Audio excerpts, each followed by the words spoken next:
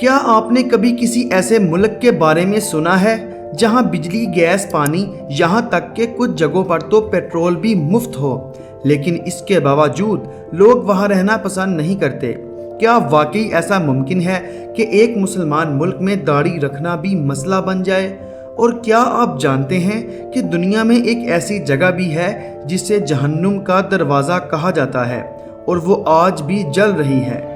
آج کی اس کہانی میں ہم ایک ایسے پراسرار ملک کا سفر کریں گے جہاں ہر چیز چمکتی تو ہے، مگر اس چمک کے پیچھے ایک خاموشی چھپی ہے، ایسی خاموشی جو کئی سوالات چھوڑ جاتی ہے۔ آخر تک دیکھنا، کیونکہ جو راز آخر میں سامنے آئے گا وہ شاید آپ کے اندازے سے کہیں زیادہ حیران کن ہو۔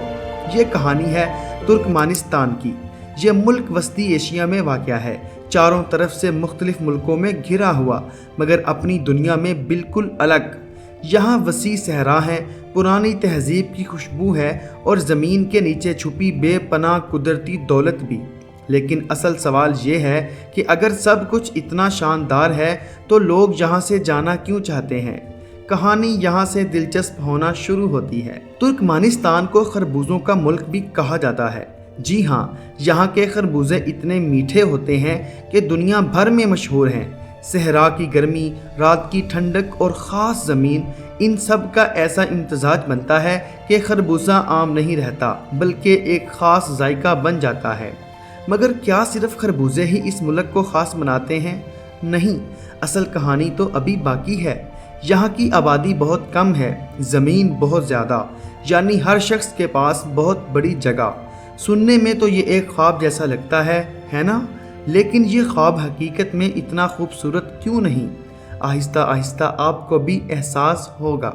یہ ملک بظاہر بہت جدید نظر آتا ہے، بڑی بڑی عمارتیں، کشادہ سڑکیں، چمکتا ہوا دارالحکومت، لیکن اس خوبصورتی کے پیچھے ایک سخت نظام بھی موجود ہے۔ یہاں میڈیا، انٹرنیٹ، حتیٰ کہ لوگوں کی روزمرہ زندگی بھی حکومت کے کنٹرول میں ہوتی ہے۔ سوچیں، اگر آپ آزادانہ سفر نہ کر سکیں، اپنی مرضی سے بات نہ کر سکیں، تو کیا آپ وہاں رہنا چاہیں گے؟ یہی وہ سوال ہے جو یہاں کے لوگ بھی اپنے دل میں رکھتے ہیں۔ اور بات یہاں بھی ختم نہیں ہوتی۔ ایک مسلمان ملک ہونے کے باوجود یہاں داڑھی رکھنے پر پابندی کی خبریں بھی سامنے آتی رہی ہیں۔ اب ذرا سوچیں، یہ تضاد کیوں؟ یہ ملک واقعی سوالوں سے بھرا ہوا ہے۔ اور پھر آتا ہے ایک عجیب پہلو۔ یہاں کے حکمرانوں کے فیصلے دنیا کو حیران کر دیتے ہیں۔ ایک صدر نے تو اپنے لیے خالص سونے کا مجسمہ بنوایا جو سورج کے ساتھ گھومتا تھا تاکہ ہمیشہ چمکتا رہے، اور ایک اور حیران کن بات کہ ایک کتے کا بھی سونے کا مجسمہ شہر میں نصب کیا گیا۔ لیکن سب سے عجیب چیز ابھی باقی ہے۔ یہاں آپ کو سڑکوں پر تقریباً صرف سفید رنگ کی گاڑیاں نظر آئیں گی۔ کیوں؟ کیونکہ سفید رنگ کو خوش نصیبی کی علامت سمجھا جاتا ہے، اور باقی رنگوں پر پابندی لگائی جا چکی ہے۔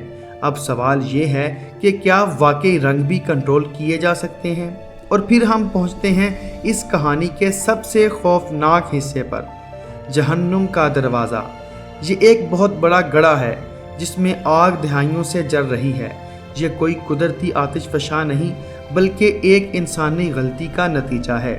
1971 میں جب گیس کی تلاش ہو رہی تھی، زمین بیٹھ گئی اور زہریلی گیس باہر نکلنے لگی۔ ماہرین نے اسے جلانے کا فیصلہ کیا، سوچا چند دن میں یہ ختم ہو جائے گی، مگر وہ آگ آج تک نہیں بجھی۔ آج یہ جگہ دنیا بھر کے سیاحوں کو اپنی طرف کھینچتی ہے، مگر اس کے پیچھے چھپی کہانی خوفناک بھی ہے اور سبق آموز بھی۔ اور پھر آتا ہے دارالحکومت عشق آباد، دنیا کا سب سے زیادہ سفید سنگ مرمر سے بنا شہر۔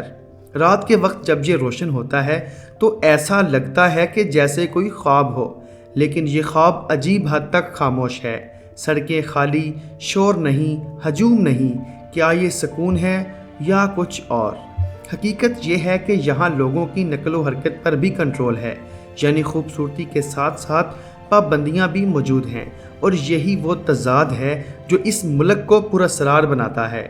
ایک طرف مفت سہولیات، تعلیم، علاج سستا، پیٹرول کی قیمت بہت کم، اور دوسری طرف محدود آزادی۔ تو اصل خوشی کس میں ہے، سہولت میں یا آزادی میں؟ یہ سوال آپ کے لیے ہے۔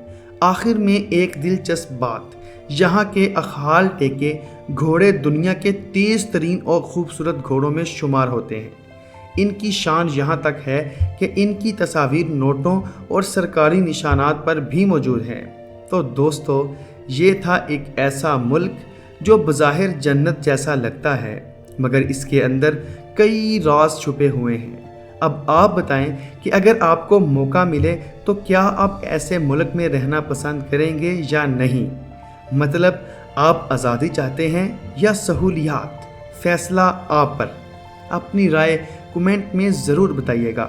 ویڈیو پسند آئی ہو تو ویڈیو کو لائک کریں، دوستوں کو شیئر کریں، اور ایسے ہی مزید دلچسپ اور حیران کن قصوں کے لیے ہمارے چینل کو بھی سبسکرائب کر دیں۔